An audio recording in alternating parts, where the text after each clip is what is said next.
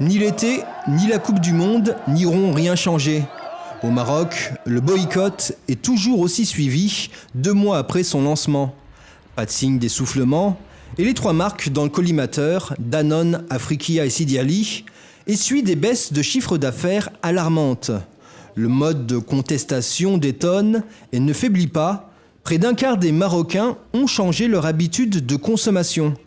Les marques leaders sont jugées trop chères et accusées de maintenir une situation quasiment de monopole.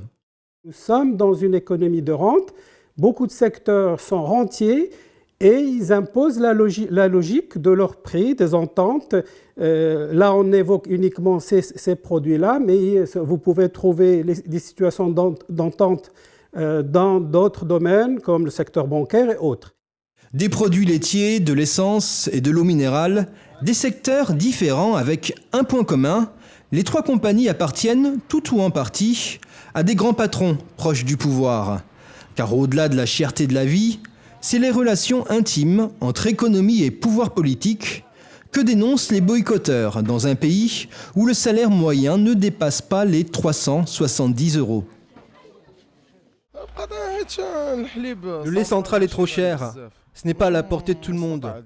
Les prix ici sont trop élevés, beaucoup plus élevés qu'en Europe. En Europe, tu trouves le lait à 4 dirhams 50 ou 5 dirhams.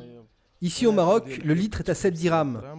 Quand tu vas faire des achats et que tu as 6 ou 7 bouches à nourrir, tu devrais prendre 2 litres. Et tu ne peux en prendre que la moitié d'un. Ou même pas du tout des fois. Alors tu annules tout et tu te contentes de boire du thé.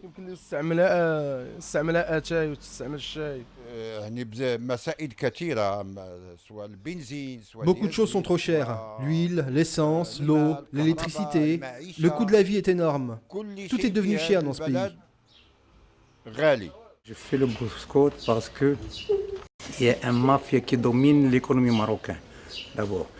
Parce qu'il y a une injustice envers le peuple marocain. Tout a commencé sur Facebook. Le mot d'ordre boycott a été lancé et moi et mes amis, on s'est aussitôt sentis concernés et on a décidé de le faire. Pour le prix, on a des produits qui sont au même prix, mais le niveau de vie au Maroc, on n'a pas le même SMIC, on n'a pas le même niveau de vie. Des produits similaires avec le même prix, mais on n'a pas le même pouvoir d'achat. Dans les quartiers populaires des grandes villes, les petits commerces ont également pris le relais et refusent de se faire livrer par les sociétés boycottées. C'est le cas de Hussein, commerçant depuis 12 ans en Rabat, qui, sous la pression de ses clients, ne distribue plus les marques visées par le boycott. La politique de ces compagnies était tellement agressive. Ils ne respectent pas les clients. Ils voient les commerçants comme des esclaves. C'est ça leur objectif. Il y a des commerçants qui font le boycott à cause de ça. Il n'y a pas un pourcentage pour chaque chiffre d'affaires. Il y a une marge de bénéfice très nulle, on dit même nulle, si tu compares avec les charges. C'est ça que la plupart des commerçants ont une tendance de boycotter.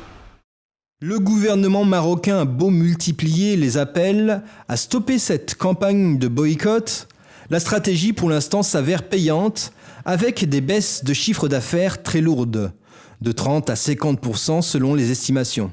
L'enjeu, ce n'est pas uniquement réduire un petit peu les prix de ces 3 produits. L'enjeu, c'est qu'on puisse tenir compte du fait que la population est effectivement très affectée et que son pouvoir d'achat est détérioré, mais également du fait que la population a des déloyances, elle ne trouve pas des institutions pour les prendre en charge, l'idée étant d'imposer un nouveau rapport de force à travers le statut de consommateur. Pour les boycotteurs, pas question de risquer le même sort que les participants au mouvement du RIF, pas de leader, ni aucun porte-parole.